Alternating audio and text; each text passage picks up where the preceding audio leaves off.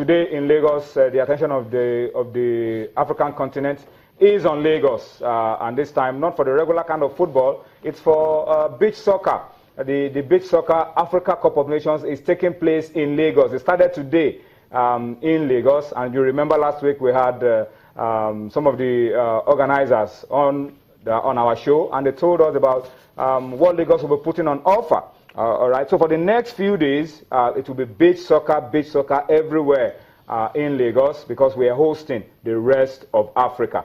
Let's get you up to speed with some of the results. Day one of the Beach Soccer Africa Cup of Nations that's taking place in Lagos. The Nigeria-Egypt game, I'm not sure it is over.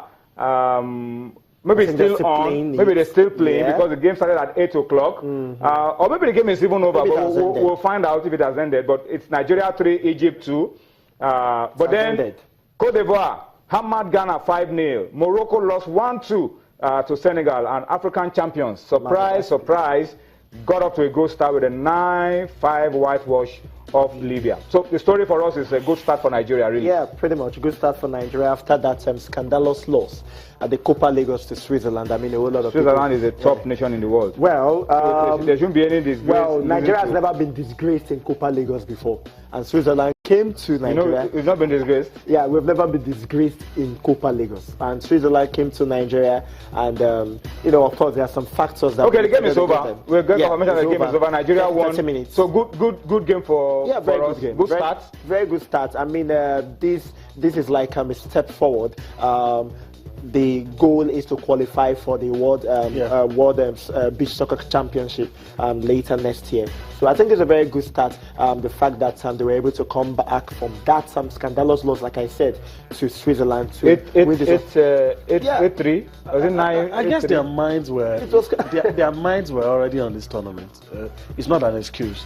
Like Tony pointed out, it's no shame losing to the Swiss, but then again, it's still a loss. Yeah, it's a big loss, and it was humiliating. But I guess their minds were already on this one. We could lose Copa Lagos and do well in this one. Justify the end justify the means now that we won our first game. But if we had lost, we'll still be saying, oh, that was a very bad sign. But you can divorce what happened before the tournament now that we've won our first game, and I'm hoping, like everybody is, that will go all the way, pick the ticket, be on the global stage. That's where you want Nigeria. Exactly.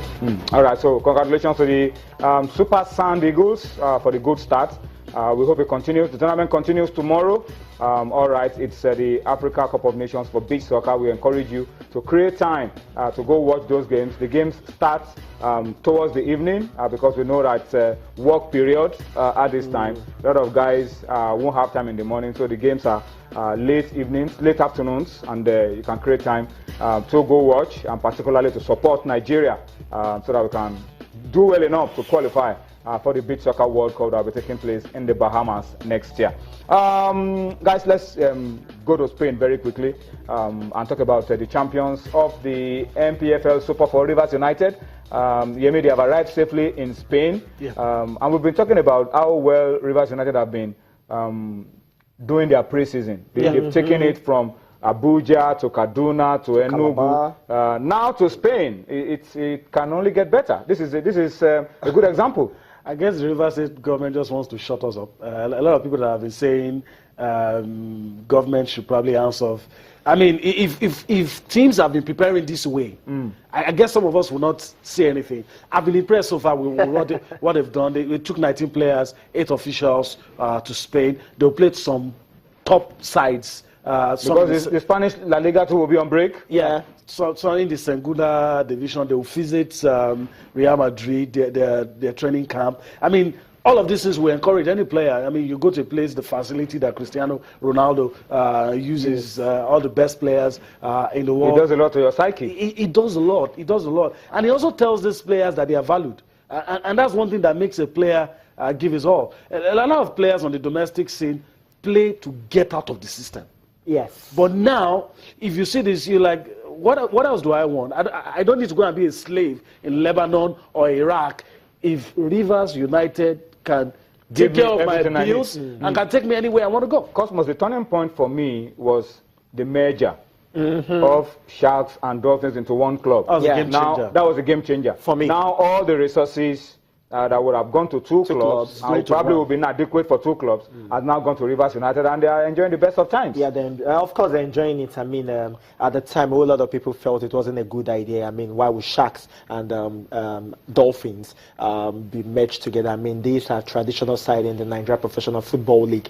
But then that was good thinking, and right now they're enjoying it. I mean, first season they finished second, and I said last week that the hallmark of a good season is a very good preseason, and that is what is just happening right now. It takes me back to years ago when Eyimba at the time went to Italy for some sort of friendly with Inter Milan. They were beaten scandalously 8-0 at that time, but a year after they won the Champions League.